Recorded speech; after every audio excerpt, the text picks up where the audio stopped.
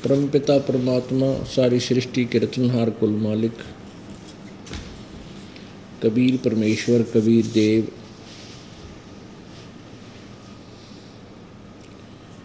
हम काल जाल में फंसी हुई आत्माओं को काल के जाल से निकलने का तरीका बताने के लिए स्वयं ही आते हैं, क्योंकि इस काल भगवान ने जो यहाँ का भगवान है, प्रभु है, स्वामी है, ब्रह्म, इसमें एक चिंता लगी रहती है कि कहीं इन प्राणियों को उस सुख स्थान का पता लग जाए जहाँ जाने के बाद फिर जन्म मृत्यु नहीं होते, वहाँ कोई दुख नहीं है। तो इसको ये चिंता लगी रहती है कि कोई भी प्राणी परमेश्वर से परिचित ना हो जाए, इसलिए ये अपने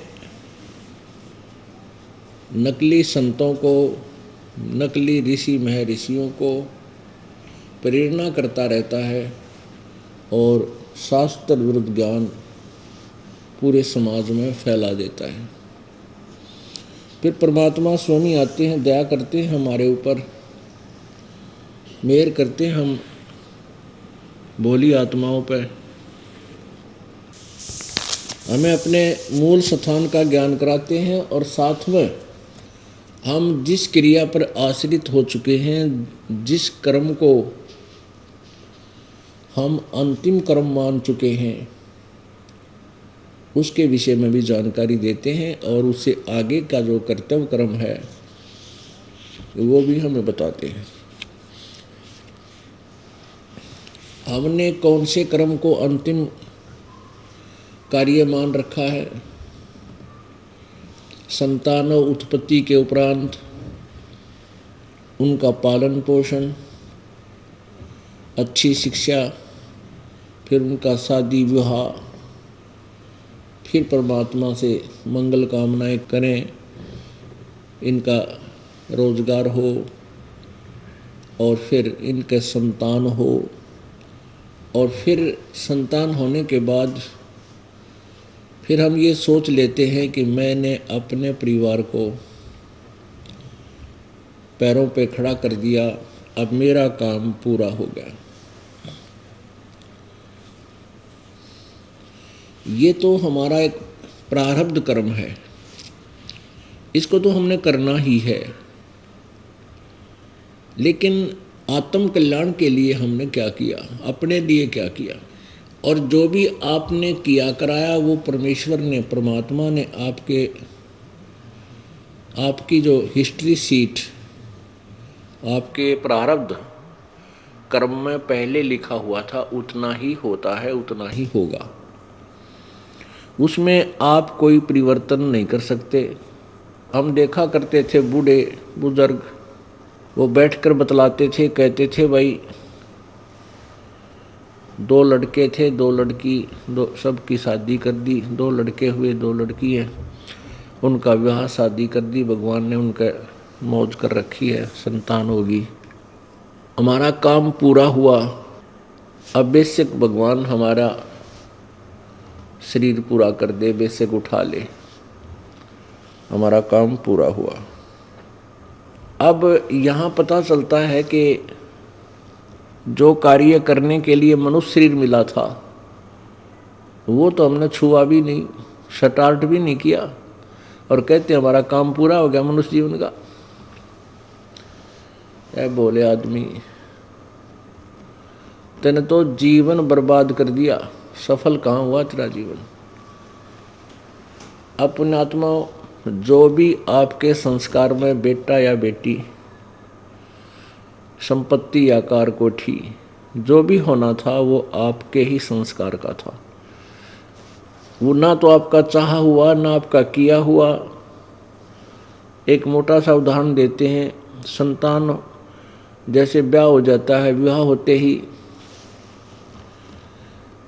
प्रत्येक प्राणी का, प्रत्येक व्यक्ति की इच्छा होती है कि परमात्मा लड़का हो, ये हमारे समाज में एक विशेष भावना बनी हुई है। वैसे तो लड़के और लड़की में कोई अंतर नहीं होना चाहिए। ये भी एक दुख का कारण न्यारा बना रखा काल ने, भ्रमित कर रखा है कि बेटा ना होगा तो गति नहीं होगी। अरे भले आदमियों, गति तो भगवान की भक्ति से होगी, बेटे और बेटी थोड़ी होगी गति। अब विवाह हो गया, विवाह के बाद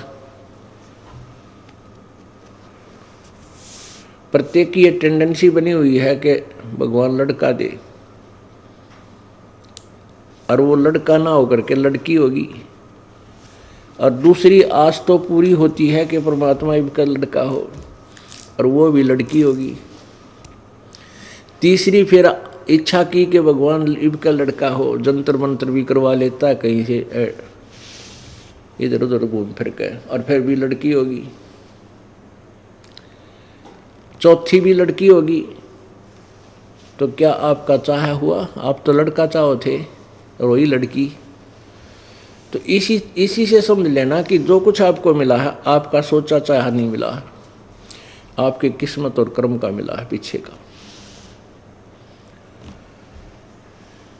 और जो तूने करना है भविष्य में, जो जिससे तेरा प्रारब्ध बनेगा वो अब करना है। परमात्मा हमें याद दिलाते हैं कि जब तू माँ के पेट में था, गर्भ के अंदर, उसमें रह कर याद कर रहा था, परमात्मा इस गर्भ से निकाल दे मुझको, मैं आपकी भक्ति किया करूँगा। क्योंकि माँ के पेट में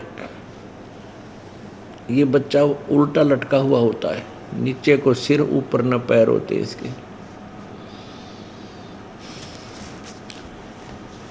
और कहीं से भी इसको रास्ता नहीं होता, जैसे किसी ने बोरी में बांध के, बोरी में फिट करके उल्टा लटका दे वृक्ष के या कितना, तो उसने एक घंटे में नानी याद आ जाएगी। और हम 9 महीने काट के आते माँ के पेट में, और बाहर आकर भूल जाते हैं उस दुख को, क्योंकि यहाँ पर हमें ये नकली साजबाज तैयार पावा है।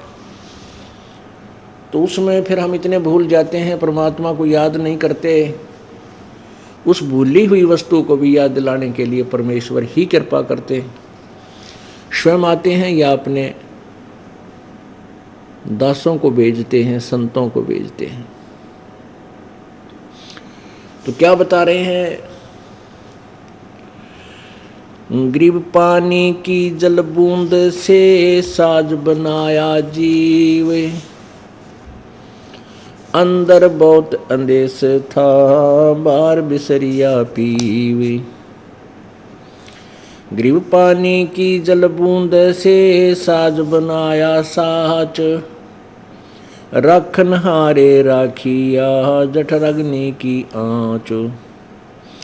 ग्रीव पानी की जल बूंद से साज बनाया सोध, तू जग में पंडित भया पड़ा 18 बोध।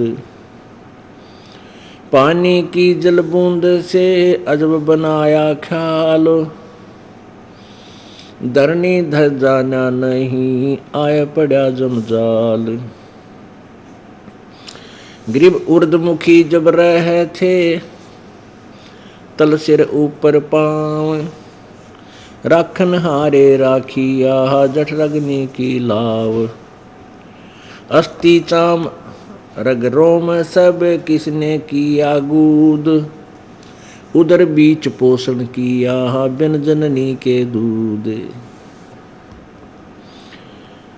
अब उस परमपिता परमात्मा की महिमा यानी अपनी महिमा आप पर याद दिलाने के लिए प्रभु आते हैं और बताते हैं कि जब अब तू सत्संग में आने से कतराता है कि कहीं तेरा काम ना बिगड़ जा, कोई हानि घर पर ना हो जावे, कोई व्यवसाय में टूटा ना आ जा। अरे भले आदमी, 2 रोटी देनी है परमात्मा ने ही देनी है। यदि हम प्रभु को याद रखेंगे तो सो व्यवस्था कर देता है। राजा लोग, सेठ लोग भी जब थक जाते हैं परमात्मा को याद किया करते हैं, उनकी अपनी सूझबूझ खत्म हो जाती है तो भगवान की तरफ चलते हैं, संतों को ढूंढते हैं।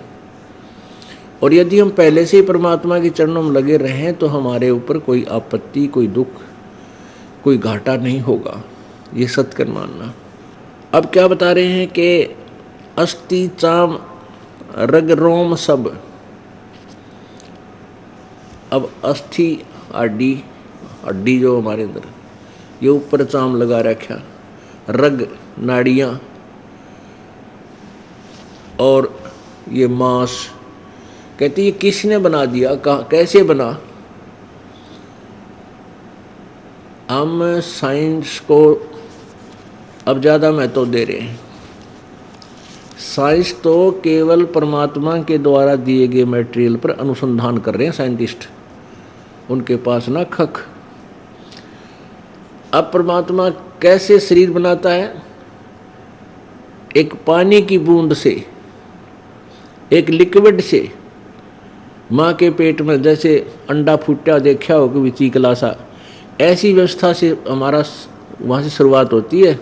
और देख क्या बना दिया, क्या ये मालिक ने नहीं बनाया, या उस पानी ने बना दिया, या भूल है हमारी।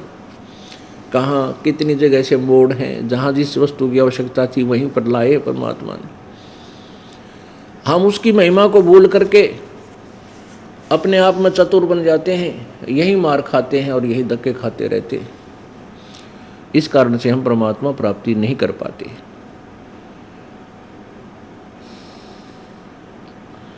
अस्थि चाम रग रोम सब किसने की न्यागूद, उदर बीच पोषण किया बिन जननी के दूध। माँ के पेट में बिना दूध के तेरा पोषण किया, पालन किया। या ये जुगाड़ मालिक जाने किस प्रकार तेरा गुजारा करवाना है। ये परमात्मा के हाथ में सारा खेल। माँ के पेट में ना तो ऑक्सीजन थी उस बच्चे के पास, ना वो सांस ले हुआ था, ले कितने हवा कहाँ से आवे, और ना ही कोई प्रवेश करने की कोई व्यवस्था, जैसे कोई दूध आदि कोई वहाँ पिलानिया नहीं। तो वहाँ कैसे जुगाड़ जोड़ा। माँ की नाभि से और बच्चे की नाभि का कनेक्शन कर दिया मालिक ने, और 9 महीने तक बगैर श्वास के, बगैर हवा के और बिना किसी बाहर के आहार से भी तेरा पालन किया, तेरा शरीर सुरक्षित रखा। क्या ईब वो भगवान नहीं है? आज भी वही है, अब भी तेरे साथ ऐसा ही है वो। अब जैसे माँ के पेट से बाहर बच्चा आता है, उससे पहले माँ के स्तन में दूध नहीं होता, और बाहर आते इतना दूध दे देता भगवान, वो बच्चा पीवर झूठा छोड़ है। तो ये सारा खेल मालिक का है। किस इस प्राणी को किस समय क्या चीज़ चाहिएगी। दांत नहीं थे, दूध दे दिया, रोटी नहीं खा सकता, दूध दे दिया, साथ भेज रहा है, हमारी सारी व्यवस्था कर, और उसको भूलकर हम आप चतुर बन बैठे, इसलिए मार खा रहे हैं। उसको याद अवश्य रखना चाहिए और उसकी भक्ति करते रहना चाहिए परमेश्वर की। इतनी सी ही बात है। ये सारे उदाहरण दे करके, सारे सत्संग आदि करके केवल आपको भगवान की याद दिलाना ही होता है।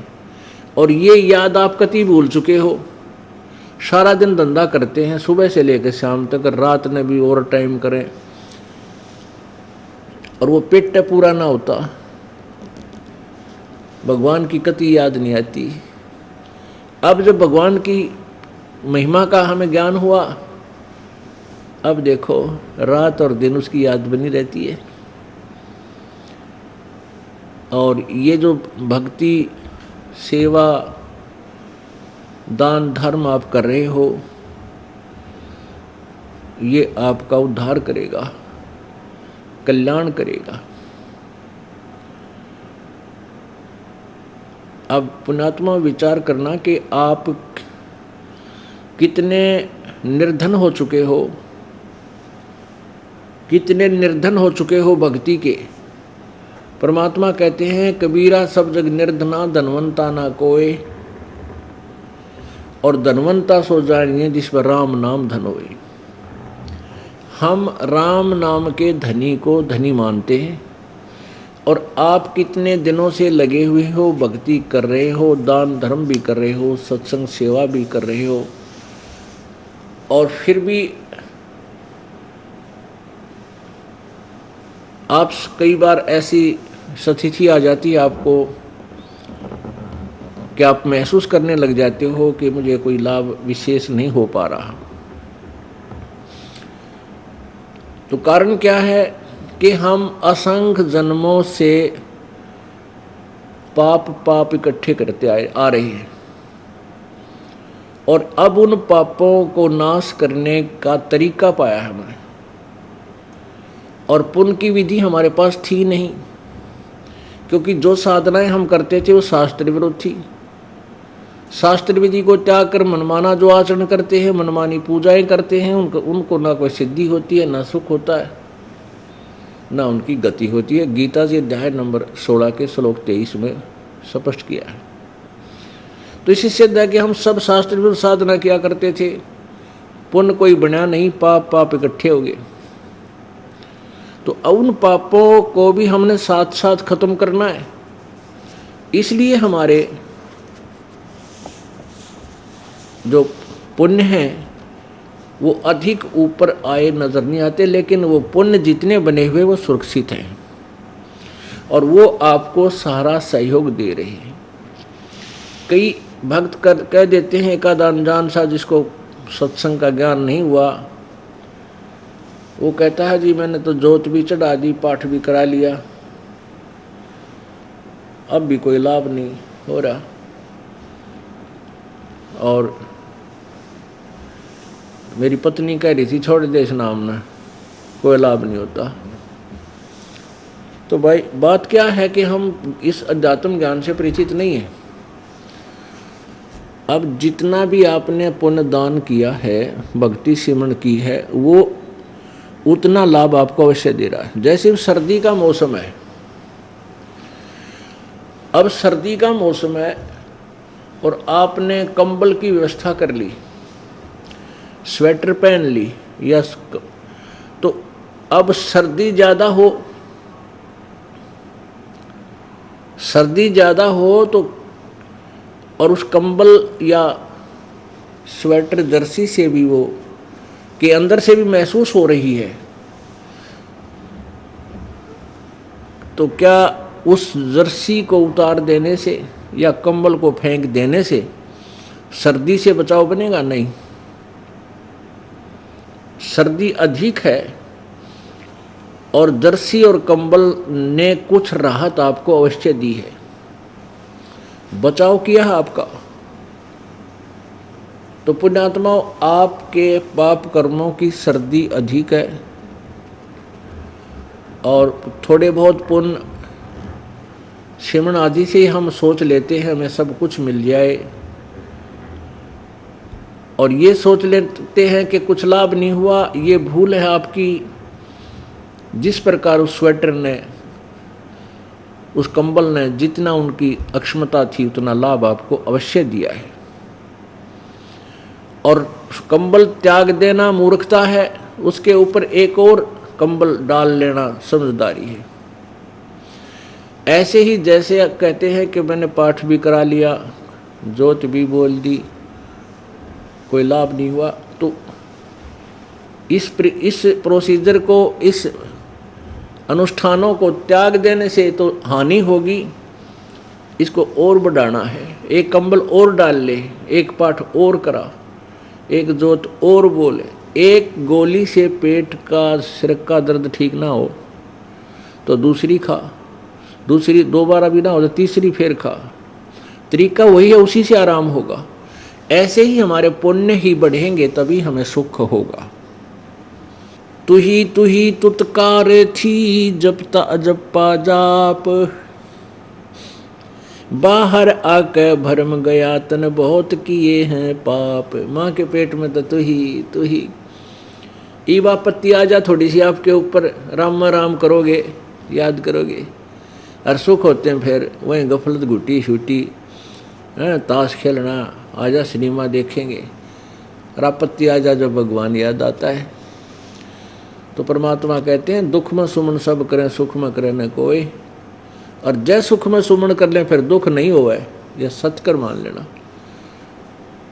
फिर परमात्मा कहते हैं सुख में सुमन करते नहीं और दुख में किया याद, कह कबीरता दास की भाई कैसे लगे फरियाद। जब तांडी पा के हांडेगा कोई नौका जा रहा सत्संग में चलेंगे, बरवाड़ा सत्संग हो रहा है, जब तो ना कोई नहीं टाइम, हाँ ठाली आदमी, वो तो बेले आदमी जा रहे हैं सत्संगों में। और फिर वह बिरान माटी आ उसकी जो पाप कर्मों का दौर शुरू होगा। पुण्यात्माओं, जब तक हमारे ऊपर, हमारे पास हमारे पुण्य चल रहे हैं, तब तक हमें कोई आपत्ति नहीं आएगी, क्योंकि पुण्यों का फल सुख में होता है। और हमारा प्रारब्ध में दोनों मिलाकर दे रखे हैं, पुण्य भी और पाप भी। जब वो पुण्य क्षीण हो जाएंगे और पाप का नंबर आओगा, फिर इतनी दुर्गति होगी कि इतने सूत नहीं आओगी उसके, जो राम नाम नहीं ले रहा। अब पुण्यात्माओं, जैसे आप देख रहे हो बड़े बड़े अफसर हैं, अधिकारी, राजनेता हैं, राजा लोग हैं, तो ये परमात्मा की तरफ नहीं अग्रसर होते। इनको याद तो आता है मालिक, लेकिन फॉर्मेलिटी सी करते हैं। और कुछ ऐसे हैं जो गुटी छुटी भी लाते हैं व्यक्ति, और कति भगवान याद नहीं करते। वो उनने थोड़ी बना रखी है, वही करके खा ले कर दे दे, इस तो बड़ा और कुछ नहीं होता। अरे वो तो हमारा परम कर्तव्य है, अपना मेहनत करके खावे और जिसका ले लिया उसका देना चाहिए। लेकिन परमात्मा का प्रोसीजर तो न्यारा है, भक्ति आत्म कल्याण का इससे भिन्न है, वो अवश्य करना चाहिए। तो क्या देखते हैं कि जैसे आप जी ने नाम ले रखा, आप तो दुखी थे, दुखी यहाँ आए, परमात्मा ने आपकी सुनी, आराम हो गया। और क्योंकि आपके पाप कर्मों का दौर चल रहा है, तो एक सुख होता है इतना, दूसरा और तैयार हो जाता है दुख, कोई ना कोई कारण, तो उसका भी समाधान इसी तरीके से होगा। आप फिर क्या देखते हो कि आपका पड़ोसी या रिश्तेदार, मित्र, सखी, सहेली, वो कभी राम नाम नहीं याद करती, ना कोई दान करते, बल्कि और खूब सारे लफंडर पड़ा करें, बीड़ी ब्याड़ी सिगरेट पीवे। आजकल लड़कियां भी कति रांद काट रही हैं, और ऐसा लगता है कि इनका कुछ भी ना हो रहा, ये ना भगवान याद करते और ना कुछ दान धर्म करते, ठाठे इनके। उनके पुण्य का दौर चल रहा है, उनके पुण्य कर्म चल रहे हैं। जब पाप शुरू होंगे, जब देखना उससे पूछ करके हालत होगी। अपुण्यात्माओं, जैसे बसंत ऋतु होती है, ना गर्मी ना सर्दी, तो उसमें ना रजाई की आवश्यकता, ना झोपड़ी डालने की, ना मकान बनाने की, क्योंकि ना वर्षा होती विशेष, ना विशेष कोई गर्मी लगती, ना सर्दी लगती। कमीज भी पहने तो पहने, ना बेशक ना पहने, ऐसी स्थिति होती है। तो और वो नालायक ये सोच ले कि मैंने जरूरतें नहीं क्या है, कि क्या किस चीज़ की आवश्यकता नहीं है, ना मैं मकान बनाऊँ, ना कपड़े मोटे सिलाऊँ सर्दी के। तो जब सर्दी आवेगी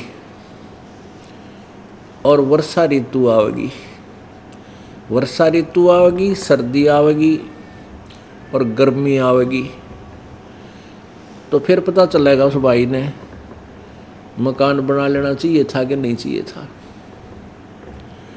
तो ऐसे ही हमने परमात्मा के नाम का छप्पर डाल लेना चाहिए, परमात्मा की ओट ले लेनी चाहिए, ताकि आने वाले पाप कर्मों के जो गर्मी, सर्दी और वर्षा हमारे ऊपर गिरनी थी वो नहीं गिरेगी, बचाव हो जाएगा। जिन्होंने कोई व्यवस्था कर ही नहीं रखी तो उनके सीधे सिर फोड़ेगी, ओले आगे हुए फोड़ेंगे, वर्षा होगी ऊपर पड़ेगी, सर्दी हवा से देगी, गर्मी हवा नुकसान करेगी। ठीक है, वह थोड़ा सा समय था बसंत ऋतु का, उसने न सोची मौज माच ली। तो ऐसे ही ये पुण्य कर्मों की बसंत थोड़ी होती है, ज़्यादा नहीं होती। और फिर पाप कर्मों की गर्मी सर्दी वर्षा खूब दे ही तोड़ेगी, खूब दुर्गति कर देगी। तो उनसे बचने के लिए हमने ये राम नाम का छप्पर, राम नाम की ओट लेनी पड़ेगी। तू ही तुतकार थी जपता अजप्पा जाप, बाहर आके भरमियाँ बहुत उठाए पाप। तू ही तुतकार थी निरंकार धुन ध्यान, जिनियो साज बनाई या जाकू ले पिछाण। गरीब जठरग्नि से राखिया ना साई गुण भूल, ओ साहेब दरहाल है क्यों बोवत है सूल। जिस परमात्मा ने तुझे माँ के पेट में जठराग्नि, जठराग्नि एक ऐसी व्यवस्था है, इतनी गर्म हीट है, इतनी गर्मी है पेट में प्रत्येक प्राणी का। जो खाना आहार हम करते हैं, खाते हैं, उसको जठराग्नि पहले पकाती है और फिर पचाती है। यानी इतनी गर्मी है उसमें, एक खाना खाते ही वहाँ इतनी गर्मी उत्पन्न हो जाती है कि बहुत ज़बरदस्त। और आप देख लो, कोई चीज़ ताती करनी, गर्म करनी होती है, पकानी होता, कितना आँच हो से वहाँ पर। तो ऐसे ही हम कच्चा आहार करते हैं, जैसे काकड़ी खा ली, खीरा खा लिया, प्याज खाए, कच्चे खाए। और ये पके हुए रोटी आदि हम खाते हैं, दाल, ये भी पकी नहीं है, अंदर जाके फिर पकाई जाती है हमारी मालिक के दिए हुए सिस्टम से। कहते इतनी भयंकर हीट वहीं पेट में और वहीं तेरा चीकला जैसा शरीर मालिक ने सुरक्षित रखा। अब उसने भूल गया, तू अंडी पाक गया, अपने आप में चतुर बन गया। नहीं, यह भूल है तेरी। जठरग्नि से राखियां ना साई गुण भूले, वो साहेब दरहाल है क्यों बोवत है सूल। वो परमात्मा आज भी हाजिर नाजिर है। ये काटे ना वो चोरी ठगी करके विश्वता दी लेकर तू धनी बनना चाहता है, नहीं बन सकेगा कभी भी। और तेरी आवश्यकताएं वो परमात्मा पूरी करेगा, तू उसके कनेक्शन तक जुड़ जाए। वह आद घड़ी की आद घड़ी, आद घड़ी की आद, संतों से ती गोष्ठी ही जो की जैसो लाभ। पाव घड़ी तो याद कर निमा नास ना खोए, सतगुर हेला देत है विषय सूल नहीं बोए। अब क्या कहते हैं, आध घड़ी की आध घड़ी, आधी की फिर आध, यानी पाव 20 मिनट भी तू भगवान की चर्चा किसी भगत संत के साथ बैठ के कर ले, उससे तेरा जो है जो विचार बदल जाएंगे और परमात्मा में रुचि शुरू हो जाएगी। अब सारा दिन हम कहाँ बैठते हैं, उसने ऐसा बना लिया, उसने कोठी बना ली, उसका लड़का बड़ा पैसे कमा रहा है भाई है, उनको ये हो गया और उन्होंने ऐसा ले लिया। फिर आप भी हो कंड क्रोक जैसे तैसे करके धन जोड़ने की सोच है। और धन भी भगवान देगा जब होगा, वैसे नहीं होता है।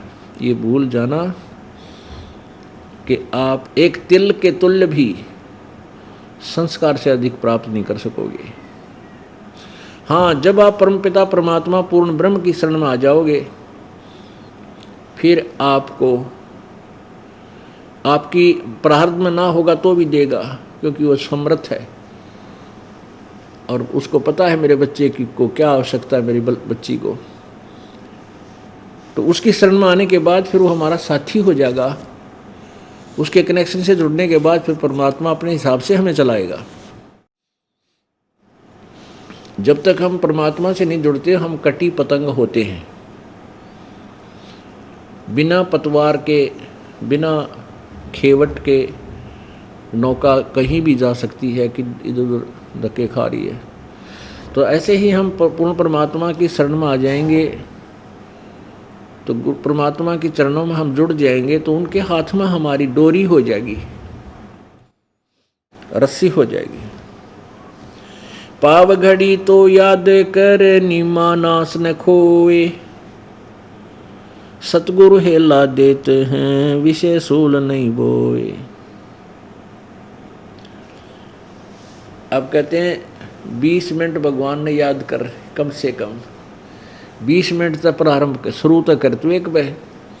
अब यहाँ किस लिए कहा है कि जैसे कहते हैं तुलसी पिछले पाप ते हरि चर्चा ना भावे, और जैसे जवर के बेग ते वह भूख विदा हो जावे। जैसे बीमार आदमी को जिसका बुखार हो गया, जवर, उसको भूख लगनी बंद हो जाती है। और ये प्रतिदिन खाने वाला आहार, स्वादिष्ट रोटियां, सब्जी, ये भी उसको कड़वी लगती हैं।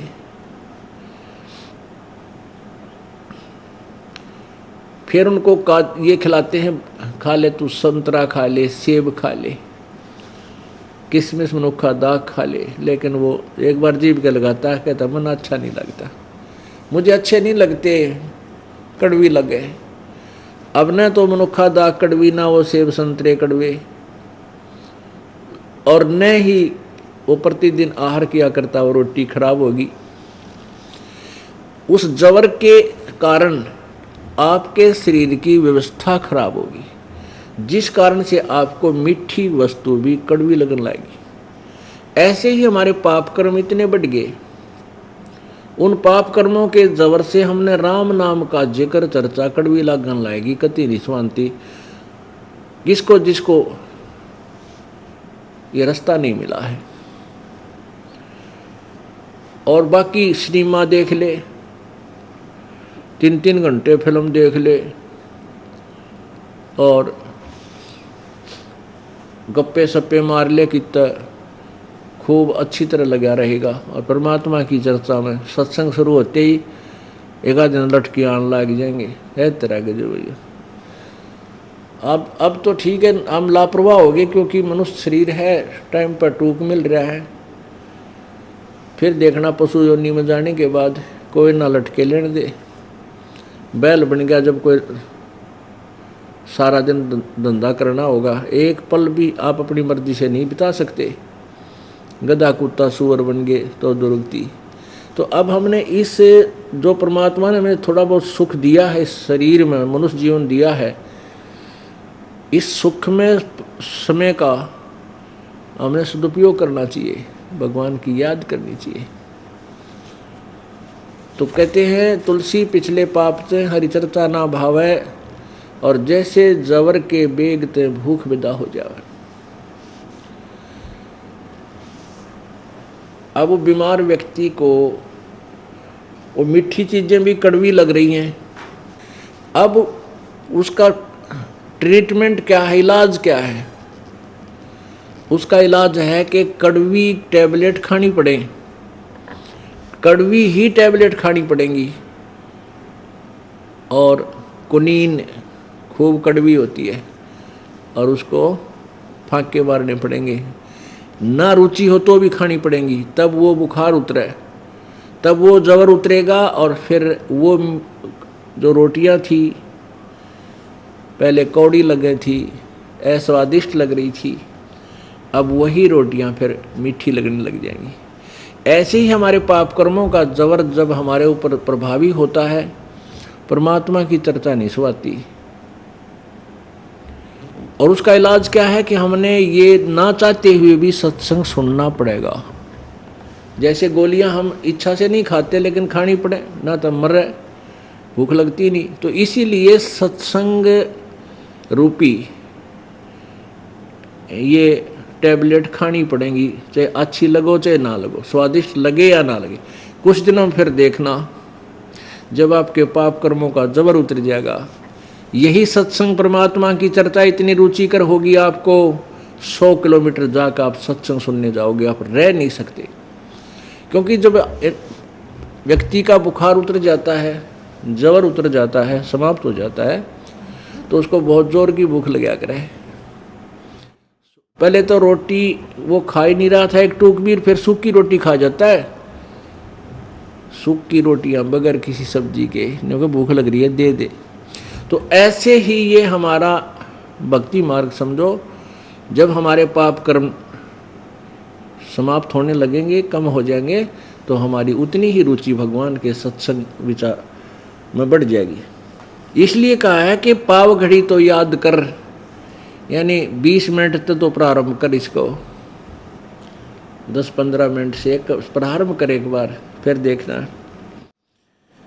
पाव घड़ी तो याद कर नीमा नास न खोए, सतगुरु हेला देते हैं विषय सूल नहीं बोवे। अलख अलह को याद करे कादर को कुर्बान, साईं से ती तोड़ कर राजा का अदम जिहान।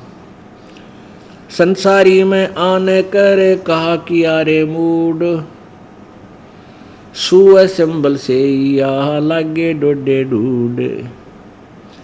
गरीब सुअ सिंबल से या 12 वर्ष विश्वास, अंत चोट खाली गई डोडे बीच कपाश। सुअ सिंबल से ही या ऐसी नरिय दे हो, जम किंकर तुझ ले गए मुख में देकर खे। आदि समय चेता नहीं अंत समय अधिकार, और मध्य समय माया रते है पकड़ दिया गंवार। परमात्मा कहते हैं संसार में आकर तने के करारे मूड, क्या यही काम था? बच्चे उत्पन्न हो गए, इनके पाल पोष दिए, ब्याह कर दिया, फिर बेशक मर जावा। ये तो पशु पक्षी भी करते हैं इस कार्य को, आपसे अधिक ज़्यादा प्यार से करते हैं।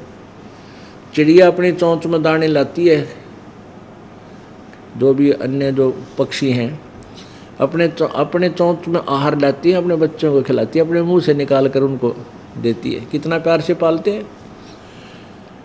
क्या यही कार्य था? मनुष्य जीवन आपको दिया है, जिसका काम भी न्यारा है। उसके विषय में बता रहे हैं कि इस संसार में आके क्या किया रे मूड, और सुअ संबल से या लागे डोडे ढूंढ। हम क्या सोचते हैं?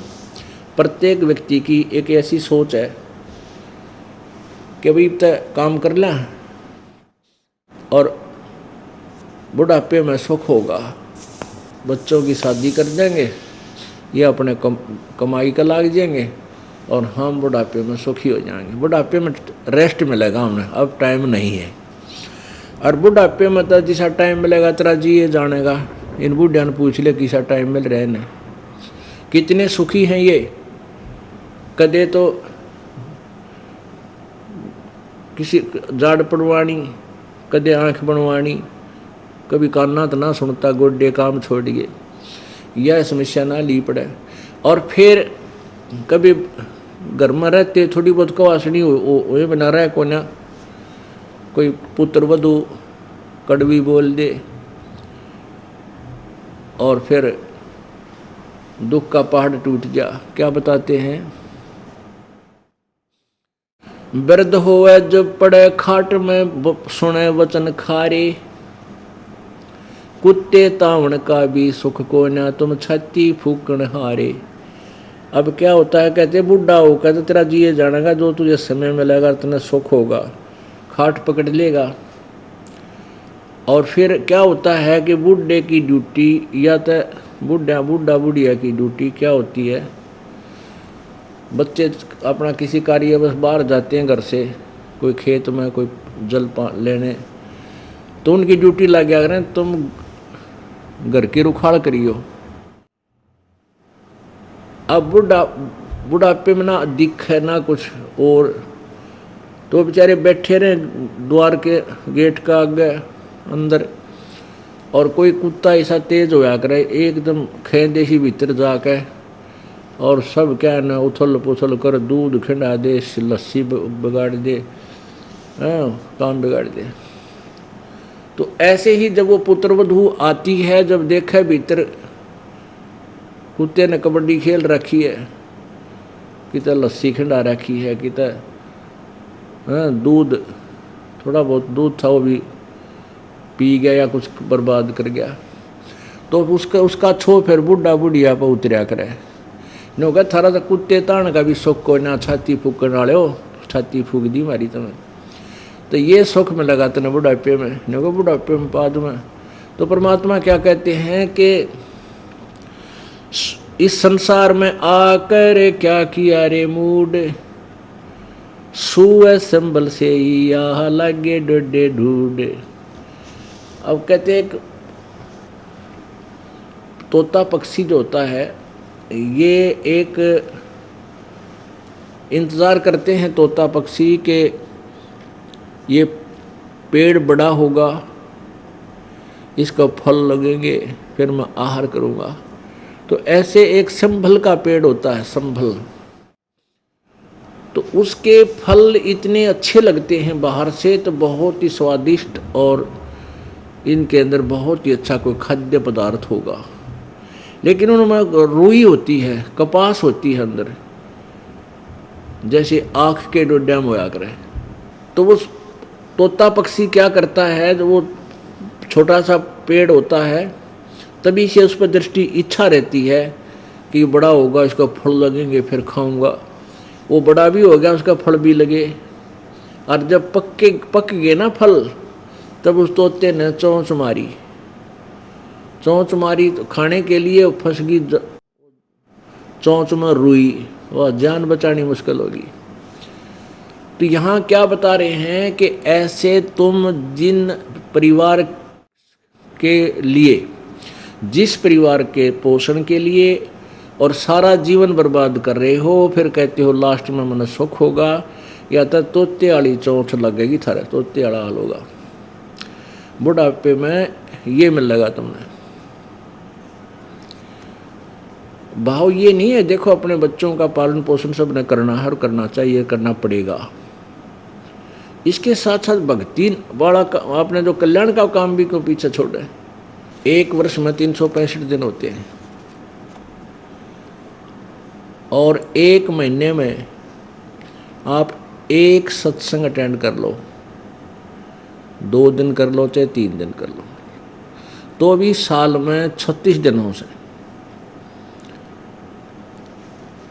तो और 330 दिन रह गए, उनमें किला तोड़ लो, कितना तोड़ोगे, कितना तुम कमाओगे, और उसमें बरकत भी भगवान की ही कृपा से होगी, ना तो नहीं हो सकती। घर बैठे रहो, उड़े नुकसान हो जाए इतना ज़्यादा, देखता रह जा, और परमात्मा की आड़ होगी, परमात्मा का सहारा होगा, तुरंत आगे से आगे आपको राहत देगा, ऐसी आपत्ति टालेगा आप सोच भी नहीं सकते। तो इसलिए परमात्मा के चरणों में आने के लिए आपको बार बार प्रेरित किया जाता है, और जो परमात्मा से दूर है उनके लिए भी बहुत प्रयत्न किया जा रहा है कि भगवान की शरण ग्रहण करो, परमात्मा का नाम लो। अब वो भोली आत्मा क्या करती हैं, जैसे अब परमात्मा की भक्ति, परमात्मा के गुण, परमात्मा के लाभ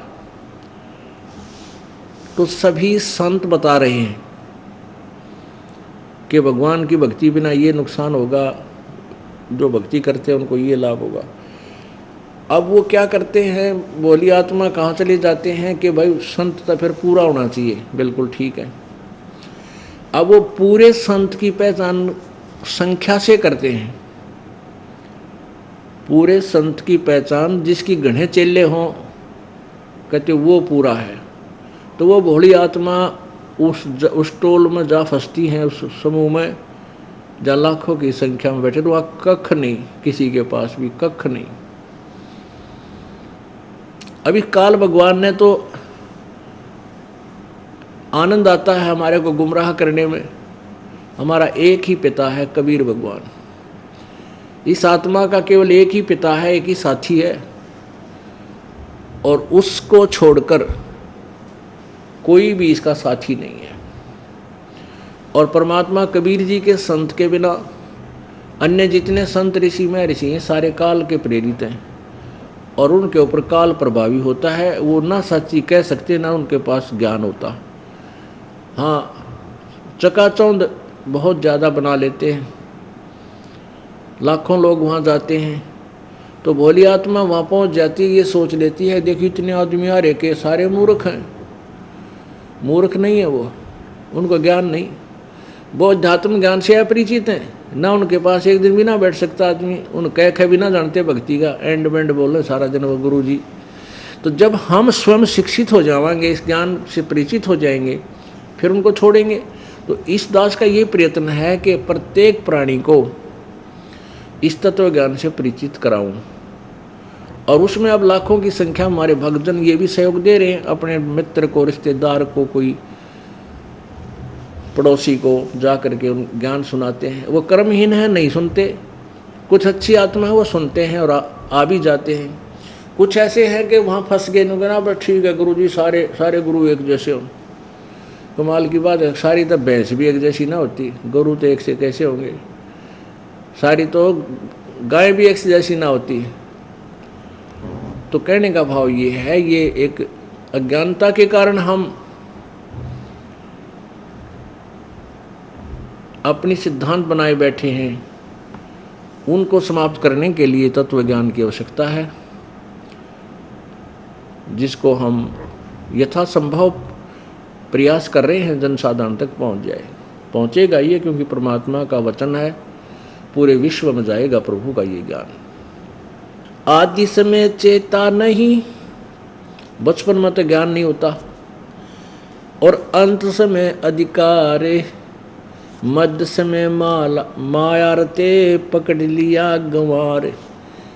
बचपन में तो चलो बालक है ना, ज्ञान हो, उसको तो माता पिता अगर लाइन पकड़ रहे हैं तो वो ले आएंगे साथ में। और अंत समय बुढ़ा होकर फिर लेगा माड़ा हाथ में, राम राम राम राम। इब तो क्यों सारी तरफ से टूट लिया, घर के सुनते ना है, टाइम पर टूक मिलता ना, इब्राहिम में दिखे। अरे पहले जो समय था तेरा, तू स्वयं दान भी कर सकता था, समय छोड़कर भक्ति में भी आ सकता, तेरे ऊपर कोई प्रतिबंध नहीं था। जब तक तू संभला नहीं, तो क्या कहते हैं, आदि समय चेता नहीं, चेता में ज्ञान नहीं था तुझे, बालक था प्रारंभ में तय। और अंत समय अधिकार, आखिर में लग गया माड़ा लेकर भगवान का भजन करने। और मध्य समय माया रते पकड़ दिया गंवार, जो बीच का समय था जो तुम कर सकते थे कुछ, उसमें माया जोड़ में लग गया रहा, अब फंस गया ना काल के जाल में। अब परमात्मा कहते हैं कोई बात नहीं, अब भी जो वृद्ध व्यक्ति हैं घबराओ नहीं, चिंतित ना हो, हिम्मत करके परमात्मा का नाम लें, अपनी बुराई त्याग दें, भक्ति शुरू कर दें। एक बूढ़ा था बुजुर्ग, उसने सत्संग सुन लिया। पहले तो नफरत करता था सत्संग आदि से, फिर उनके घर में उसके दूसरे जिस लड़के में वो रहता था, उससे दूसरे ने सत्संग करा लिया, हमारा पाठ कराया। तो बूढ़ा आया नहीं वहाँ पर, दूर बैठ गया रात में दूसरे लड़के के मकान की छत पर। गर्मियों के दिन थे, सत्संग हमने स्पीकर ला रखा था, वो सत्संग सुनता रहा, सत्संग सुनता रहा। अगले दिन फिर सुना उसने सत्संग। हम 3 दिन सत्संग करते थे, तो तीसरे दिन अगले दिन जब शाम में हम सत्संग कर रहे थे तो बूढ़ा आ गया, और जो वो लड़का सत्संग पाठ करवा रहा था हम सत्संग, उसकी पत्नी थी, वह कहने लगी, वह नो डर रही कि बूढ़ा इब्रा ने क्या बोलेगा महाराज जी ने, ये तो बहुत कसूता है, ये तो राम नाम तो चिड़िया करे कसूत बहुत ज़्यादा। और चल भारत न्यारा था, रांद कट रही थी, आज यू मारे आड़े आ बैठे आई ऐसे मौके पर। तो बूढ़ा रोने लग गया, बैठ के रोने लग गया, कहने लगा जी मैं आज लगभग 70 साल का हो गया, 70-75 साल का वर्ष का हो लिया, और मैं इन सत्संग के नाम पे घना चिड़िया करता कि लफंडर लोग से दुनिया ने मूर्ख बनाते आने। आज तक मैंने ऐसे विचार नहीं सुने जो आपके सुने, कल भी सुना मैंने, आज भी सुने। क्योंकि उस सत्संग के दौरान हम सब बताते थे वो हुक्का तम्बाकू ये पीते हो, ये तो जीव का दुश्मन है, इसको छूना भी नहीं चाहिए, ये तो बहुत बड़ा भयंकर पाप है इसके अंदर, शराब मांस तम्बाकू काफ़ी डिटेल से बताया था।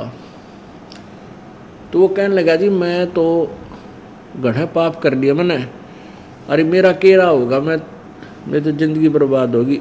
बूढ़े का आंसू पड़े, अब मेरा केरा होगा, मैंने तो सारी उम्र पशु की तरह धंधा कराया। इनका एक एक किला मेरा जो है ना 3 किले थे, ये 3 बालक हैं, अब इनका 4-4 किले बना दिए, यानी 12 किले हैं इनके पास अब। और अब अपने लिए बोला मैंने कुछ भी ना कराया। ये बाप के विचारों से पता चला मेरा तो मतलब ठगया गया, ईब के होगा, मेरी तो ज़िंदगी बर्बाद होगी। तो उसको मैंने कहा कि आप नाम ले लो। कि नाम के ले लो, मेरी तो उम्र थोड़ी रह रही है, कि मेरा कब मर जाऊँ ना जाने के बनेगा। अब उसको समझाया कि आप चिंता ना करो। अब जैसे कुएं में बाल्टी गिरती हो, पहले क्या होता था, बहुत गहरे कुएं हुआ करते, 100-100 फुट नीचे पानी होता था और उसमें बहुत लंबा रस्सा, और उस बाल्टी का बांध के पानी निकाला करते, नु खींचते चले जाते दूर तक। तो उसको कहा कि जैसे कुएं में बाल्टी जा रही हो और वह नेजू रस्सा, उस रस्से को नेजू बोलते हैं, जो पानी निकालने के लिए बाल्टी का बांध का प्रयोग की जाती है। उस नेजू का वो जा रही है, बाल्टी कुएं में गिर रही है, उसको नेजू यानी वो रस्सा किसी ने पकड़ नहीं रखा,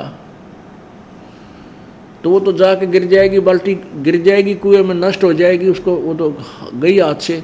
और उसको भाग दौड़ कर कोशिश कर ले, और कति लास्ट में गिरते गिरते यदि उसकी पूछड़ी भी ठा जा, पूछड़ी मैंने मान टेल, आखिरी हिस्सा एंड लास्ट का जो 8-6 इंच का भी रह रहा और वो भी हाथ में आ गया, तो ना बाल्टी गई, कुछ भी ना गया, पानी भी आ गया और बाल्टी भी आएगी। तो आपकी इब पूछड़ी सी रह रही है, इब इसने पकड़ ले जल्दी से, कुछ नहीं बिगड़ा, मनुष्य जीवन मिलेगा और सच्ची भक्ति कर लेगा तो इससे जन्म पार है तू, इसमें लंबा समय। और जैसे ही सती छीमा रहा तेरे तो और घनी भक्ति बढ़ेगी, के बढ़ेगा। मेरा तो जो इतनी कसक के साथ भक्ति करी थोड़े दिन की बहुत है, अब सच्ची बात है, वह सच्ची भी के कसर रहेगी। तो उसने नाम ले लिया और खूब भक्ति करी, 10-15 साल और जिया वो, 10 वर्ष आराम से शरीर छोड़ गया। और सब ने नौकार था, मैं इतना हुक्का पिया करता, एक घूंट में हुक्का ने ख़त्म कर दिया करता, मतलब इतना चलमशीली नहीं, ठंडी नहीं होने देता था। ये बोर मान्या करते, इस चीज़ के को जो हरा बड़ा महान मानते थे, अब चलमशीली नहीं होने देते हम ओके की, नरे पाप इकट्ठे कर लिए। तो कहने का भाव ये है कि आज समय चेता नहीं, अंत समय अधिकार, मध्य समय माया रखते, पकड़ लिया गंवार। तो अब ये चिंता भी नहीं करनी चाहिए कि चल बुढ़ापे में के बनेगा ना। कहते हैं जीवन तो थोड़ा ही भला जब सत्य सुमरण हो, ओए होए, और लाख वर्ष का जीवन आ लेखा दर नहीं कोई। जीवन थोड़ा ही काफ़ी है, यदि सच्चा सुमरण सच्ची लगन तो भक्ति कर लोगे। लाख वर्ष बिना नाम के जिए जाओ, कितना ठिकाना नहीं तुम्हारा।